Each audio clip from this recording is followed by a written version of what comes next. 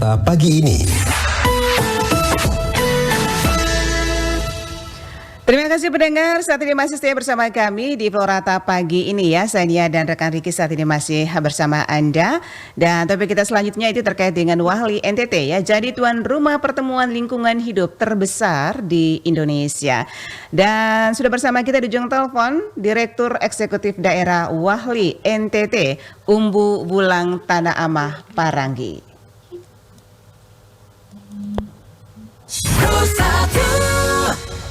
Selamat pagi Pak Umbu. Selamat pagi. Bagaimana kabarnya pagi hari ini Pak Umbu?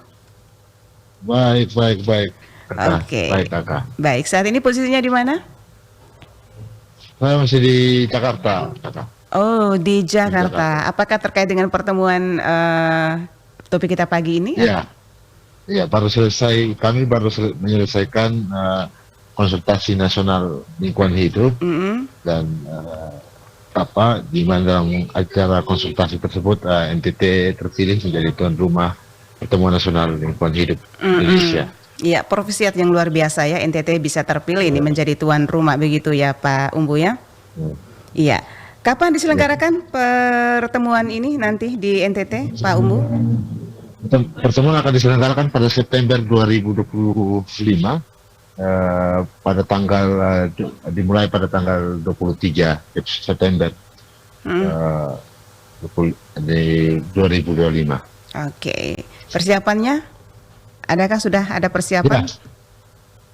Nah, ini kita baru mau mulai pulang kampung ini untuk kita melakukan persiapan di NTT, termasuk memilih akan bertemu dengan berbagai pihak di sana, termasuk juga dari para anggota, termasuk juga dari pemerintah provinsi, DPRD untuk memastikan di daerah mana kita akan, apakah di Flores atau di Timor, karena kemungkinan besar cuma dua daerah itu karena Flores dan Timor yang sudah punya penerbangan langsung dari Jakarta, dari Bali maupun dari Makassar. Begitu.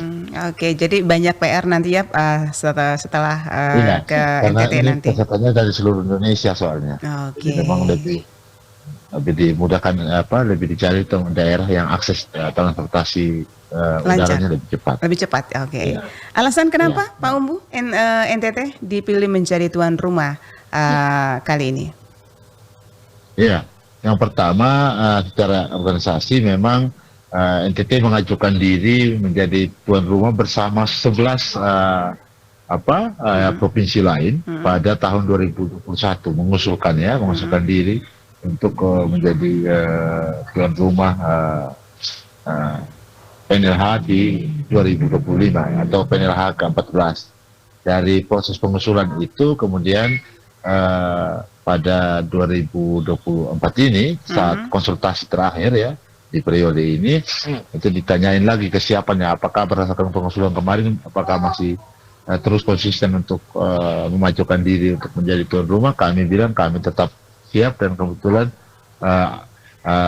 ada dua daerah yang menyatakan siap, kita dengan NTB, kita dengan NTB, dan kemudian forum memutuskan secara aklamasi lewat musyawarah mufakat itu NTT menjadi tuan rumah. Dan NTT siap ya?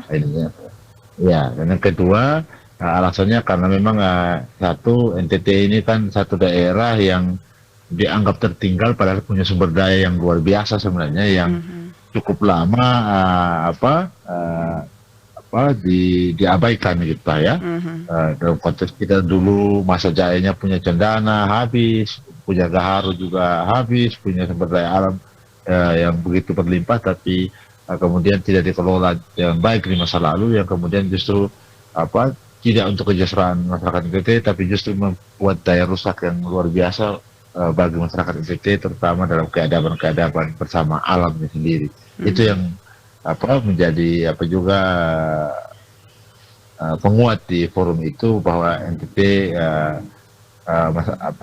juga pingin untuk keluar dari persoalan-persoalan sumber daya alam yang selama ini melilit di Nusa Tenggara Timur, dan berharap semua peserta itu bisa juga ke NTT untuk melihat secara langsung betapa sebenarnya memang banyak sekali potensi di Nusa Tenggara Timur. Gitu. Iya, Pak Umbu, nanti apa saja yang dibahas ya pada Pertemuan Nasional Lingkungan Hidup nanti?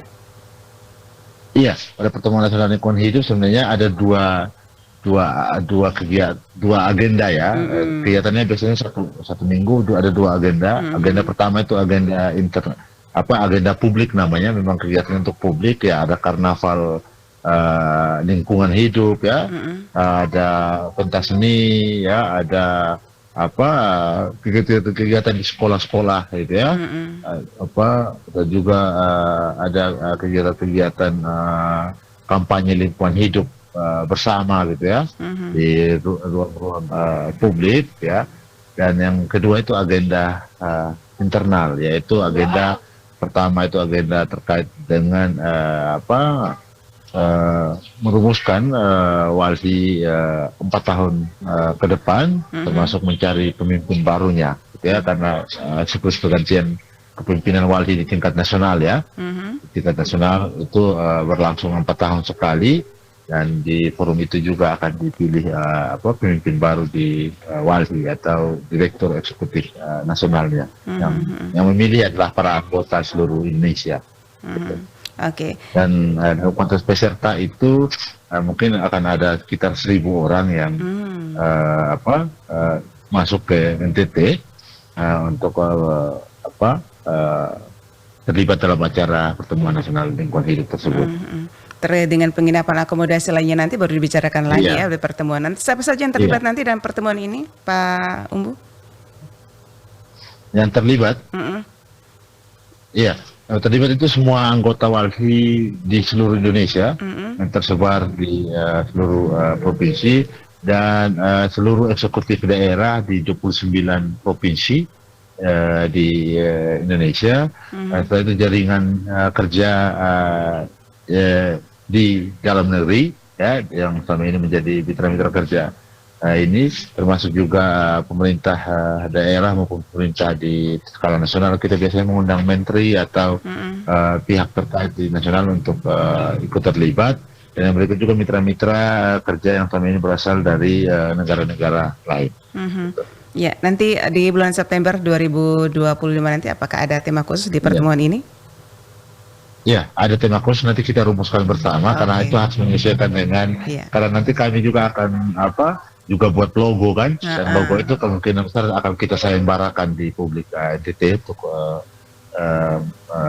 membuat logo Pertemuan Nasional Lingkungan Hidup Indonesia, karena ini pertemuan yang paling besar di Indonesia. Jadi kami serahkan ke publik untuk membuat logonya, kita sayembarakan kepada publik, dan kami berharap kemungkinan besar memang sayembara itu hanya berlaku untuk di masyarakat NTT. Iya. Ya, terakhir apa yang menjadi tujuan dan harapan dari Pertemuan Nasional Lingkungan Hidup nanti, Pak Umbu? Iya, pertama yang menjadi tujuan kita kenapa kami terus meyakinkan para peserta di konsultasi nasional agar NTT menjadi tuan rumah.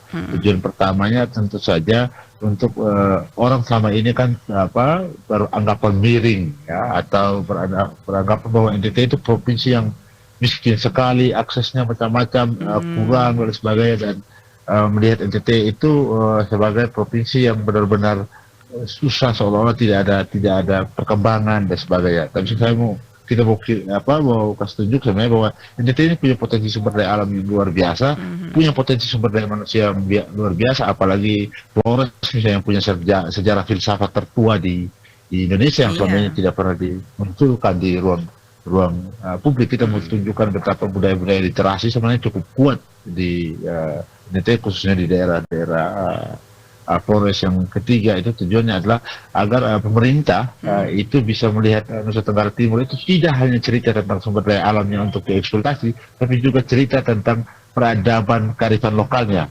Bagaimana masyarakat di Flores Timur, di Lembata misalnya, itu menggunakan kearifan lokal dalam mengelola laut ya. Bagaimana masyarakat di Ende ya menjaga kelimutu dengan kearifan lokalnya. Bagaimana masyarakat di Manggarai juga di daerah-daerah ini banyak menggunakan kearifan lokal, adat istiadat untuk hidup bersama. Begitu misalnya di Komodo misalnya satu kesatuan manusia dan ekologinya yang tidak bisa dipisahkan antara Atamodo dan Komodo itu sendiri, dan tidak bisa menggunakan pendekatan yang konservatif atau pendekatan konservasi ansih bahwa manusia dikeluarkan dari ekologinya. Dan seperti pada kita dengar bahwa ada wacana masyarakat Atamodo mau dipindahkan dari Pulau Komodo gitu, dan itu tidak boleh lagi terjadi karena itu ada bagian dari sejarah kehidupan bersama orang NTT dengan ekologinya itu sendiri.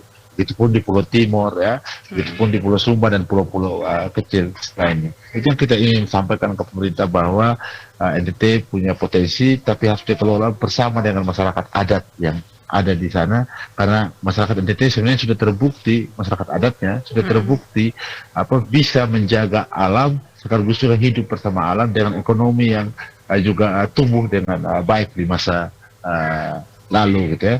Kita selalu menyampaikan bahwa kalau masyarakat NTT itu jahat terhadap ekologi, Komodo itu seharusnya sudah punah sebelum Indonesia berdiri. Justru kalau orang NTT itu baik, dia menganggap bahwa binatang itu bagian dari kawan hidupnya, Komodo itu bagian dari kawan hidupnya, bukan ancaman baginya, maka dia jaga Komodo itu sehingga masih bertahan sampai Indonesia merdeka dan sampai sekarang. Iya. Sebagai binatang, satu-satunya binatang yang binatang tertua di muka bumi atau binatang purba di muka bumi yang masih ada di muka bumi, yaitu yang ada di NTT. Gitu. Oke. Itu tujuannya. Harapannya adalah kita berharap masyarakat NTT ini bisa melihat bahwa dan ini untuk menyadarkan kita bersama betapa pentingnya soal lingkungan hidup. Kita bicara pariwisata, kalau sampah di mana-mana mau ngapain? Iya. Kita bicara soal keindahan alam, tapi kalau kita punya kebiasaan untuk memproduksi sampah, kita kebiasaan tidak mengelola dengan baik dan sebagainya, tentu justru kita tidak mendapatkan keuntungan lebih dari keindahan alam yang Tuhan kasih di negeri kita dan kekayaan sumber daya alam yang ada di negeri kita. Harapan kita semakin banyak kesadaran publik di Nusa Tenggara Timur betapa pentingnya satu, pengelolaan sumber daya alam yang berkeadilan dan lestari, betapa pentingnya menjaga peradaban adat istiadat yang terkait dengan pengelolaan sumber daya alam, karena itu sudah terbukti menjaga alam ini lebih baik di tengah situasi global, perubahan iklim, pemanasan global yang mengancam NTT sebagai satu ekosistem kepulauan kecil yang ada di Indonesia ini sendiri. Baik, ya terima kasih Pak Umbu ya atas waktunya pagi hari ini bersama Pro1. Kami juga mengucapkan terima kasih dan mohon dukungan bersama nanti ke depan supaya kita bisa menjadi tuan rumah yang luar biasa bagi para tamu-tamu kita yang berasal dari seluruh Indonesia dan beberapa tamu yang berasal dari luar negeri juga. Oke. Dan tentunya tetap bersama RRI ya untuk mengupdate informasi terkait dengan pertemuan ini nanti ya, Pak Umbu ya. Siap. Oke, baik. Kami akan melakukan pertemuan-pertemuan dan juga mungkin akan melakukan audiensi ke ND. Benar. Terima kasih Pak Umbu atas waktunya pagi hari ini bersama Pro1 RRI ND. Salam sukses. Salam sukses, salam sejahtera buat kita semua. Terima kasih. Baik.